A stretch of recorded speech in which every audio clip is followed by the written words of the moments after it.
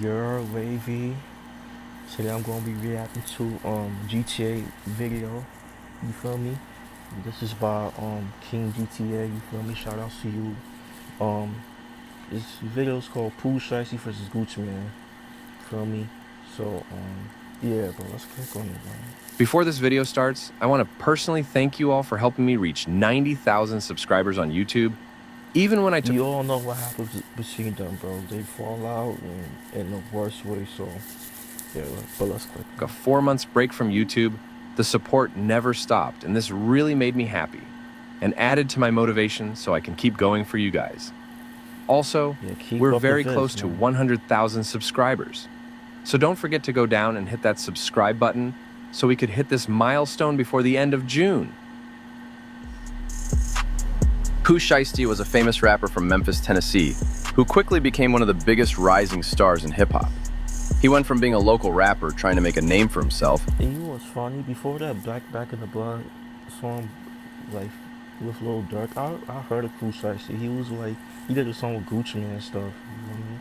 But that song with Durk, like, you know, Spark Up, like, you know, that song, like did his thing, like it did numbers and all that. But I've been heard of Pooh Shiesty like in 2020, even before that song, his like most famous song. You feel me? With Gucci, like Collaborating with some of the biggest artists in the industry. And with hit songs like Back in Blood with Lil Durk, it seemed like he had everything that was his hit song going for him. But then he ended up making dumb choices that costed him his freedom. Yup. This is the story of Pooh Shiesty. Get your popcorn, sit back, and enjoy the show. Just like any other successful rapper, Pooh Shiesty also started recording music in his teens in hope that it goes viral one day. He went to the studio every day with his homie Big 30, and they recorded tons of tracks. And unlike many artists who created fictional stories, the experiences around him would later become the foundation of his music. He began recording songs and uploading them online, hoping to build a name for himself beyond Memphis. While he wasn't famous yet, he was slowly developing a loyal fan base in his city. Each release brought more attention, and people started to believe that Memphis had found its next rising star. Until one day, while he was uploading his music on YouTube like the usual, he received an Instagram notification that would change his life.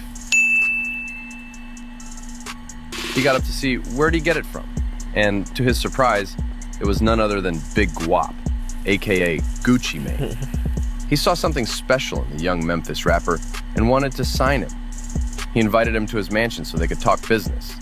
And Pooh Shiesty agreed, obviously, since this was an opportunity that everybody dreamt of having. Pooh Shiesty was picked up by his driver. He took him to the mansion. Big ass mansion. I ain't gonna lie, bro. I would love to be in a mansion, bro. I ain't gonna lie.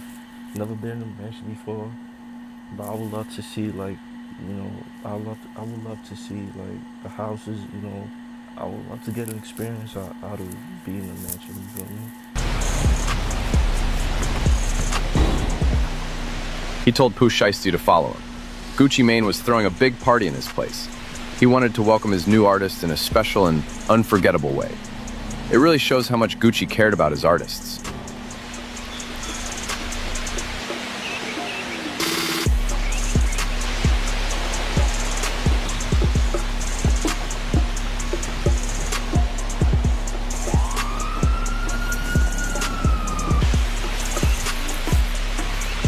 Among arriving, Pooh Shiesty was greeted by Gucci Mane, who then wasted no time to tell him to sign the papers. That's Gucci. That's the old Gucci. He made an old Gucci back in his younger days. Shiesty, who was happy as hell, did exactly Gucci had no bid, none of that. as told and signed the necessary papers. And now, he was officially signed to Gucci Mane's label. Pooh Shiesty's dream of being a rapper was finally gonna be granted, and he was really happy about it. After signing the papers, Pooh Shiesty hugged his boss, and then they all continued partying. Overnight, Pooh Shiesty went from being a local artist with potential to an artist with national exposure. To Leo, skipping the buy one, get one means losing 50% of his savings potential. The opportunities became bigger, the stakes became higher, and for the first time, it felt like his dreams were becoming reality. He was basically living the dream. traveling across the country, wearing expensive jewelry and driving luxury cars. His social media following exploded, and fans believed they were witnessing the rise of rap's next superstar. Then came the song that changed everything. Pooh Shiesty teamed up with Lil Durk to release Back in Blood, a track that exploded across the internet, dominating playlists, social media, clubs, and parties. People who had never heard of Pooh Shiesty suddenly knew Like I said, guys, I heard of Pooh Shiesty before that hit song. You feel me? exactly who he was. But on October 9th, 2020, everything would change. Since there's a meeting that was arranged in the parking lot of a condominium in Bay Harbor Islands, Florida, in which Pooh Shiesty wanted to buy some illegal substances and some sneakers, he pulled up in his green McLaren with the dealer in the passenger side with him, and they were followed by another black car that was being driven by his crew. They stopped for a moment. Meanwhile, the other dealer also came and parked his car next to them in order to make this deal and sell the stuff.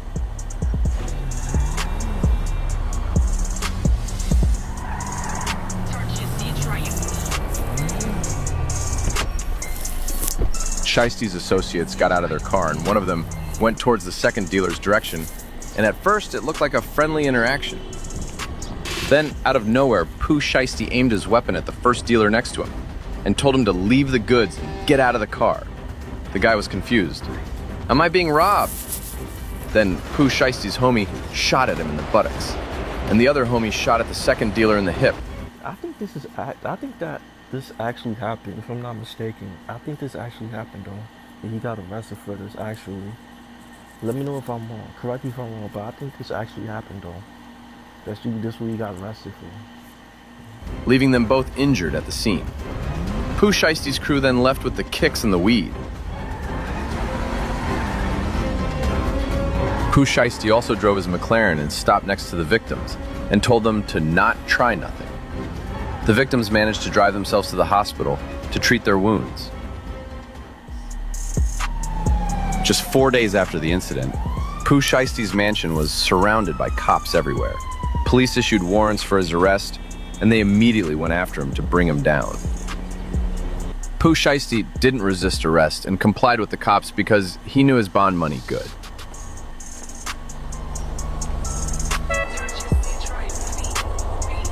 He's surrendering. Piece of crap. Like it's a piece of crap.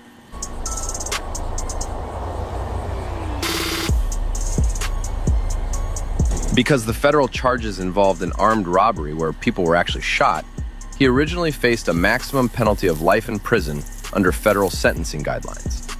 However, his legal team negotiated a plea deal where he pled guilty to just one count of conspiracy to possess a firearm in furtherance of violent and drug trafficking crimes. As part of that agreement, prosecutors dropped the other, heavier charges and recommended a maximum cap of 8 years. The judge ultimately went lower, settling on the 63-month sentence. Due to federal prison good behavior credits, his original release date was set for April 2026. However, he earned additional early release credits and was officially freed from federal custody on October 6, 2025, after serving a total of about 3 years. He found his homie Big 30 waiting on him to drive him to his mansion, where all of his friends and family were waiting on him.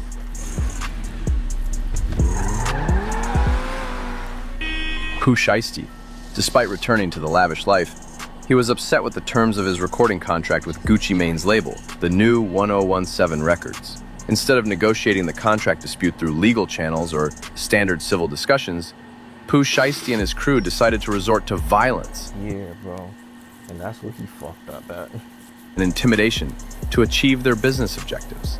His goal in staging an armed ambush was to forcefully terminate the contract and win his independence from the label.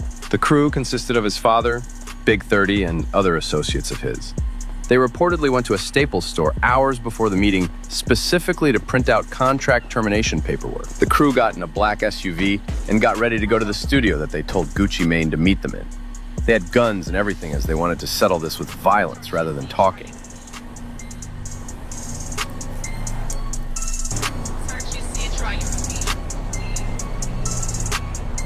They arrived at the studio and then they went ahead and made their way inside to locate Gucci Mane.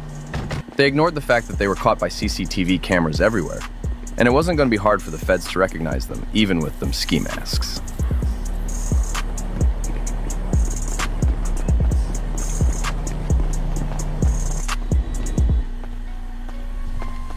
Pooh Shiesty went in first to confront Gucci Mane. He had an AK-47 type pistol, but at first he hid it.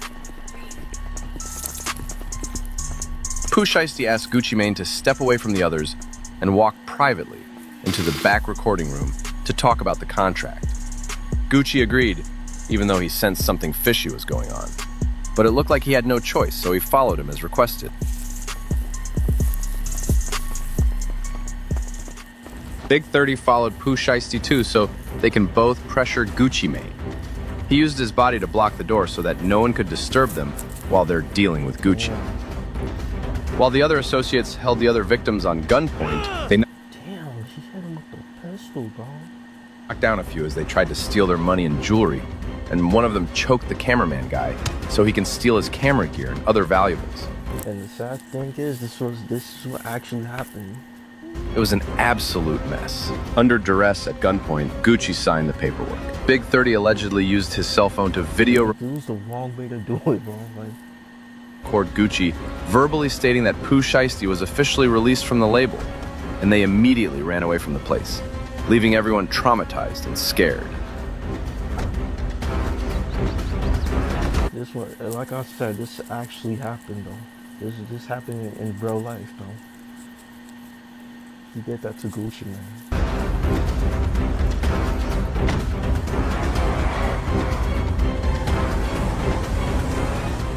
However, Pooh Shiesty was arrested for this stunt not too long after it. His father and homie Big 30 were both bailed out, but since he has a criminal history, he got held up with no bond, and he has to wait for his trial until next year in prison. It was easy for the feds to identify them due to two possibilities. One being Gucci Mane snitched, and the other one is that they connected the dots and concluded it was Pooh Shiesty. It doesn't matter anyway, since he's already pinched and he's facing life in prison. Let me know your thoughts in the comments and subscribe so we can make it to 100,000 subscribers. Yeah, bro. Yeah, man, that's crazy, bro. Yeah, Pooh Shiesty, yeah, that's stupid, bro. Like, for what he did, bro. He actually did that shit. That's crazy, bro. Like, it hasn't been that long since he got out of jail, and now he's back in jail. Probably currently, you feel me? While Gucci Mane's living his life, you feel me? He's still living his life with his wife and kids, you feel me? Pooh Shiesty's still, like, he's in jail, you feel me? Which is crazy, bro. Like, crazy world, bro. Like, so, yeah, bro, let me know what y'all think. Let me know what y'all think about the Pooh Shiesty and Gucci Mane situation. I know it's been like, what, like three months now, you feel me? But like, what y'all think about that situation, you feel me? So yeah, make sure you guys like, comment, subscribe. Y'all know the vibes. Wave, you checking out you are.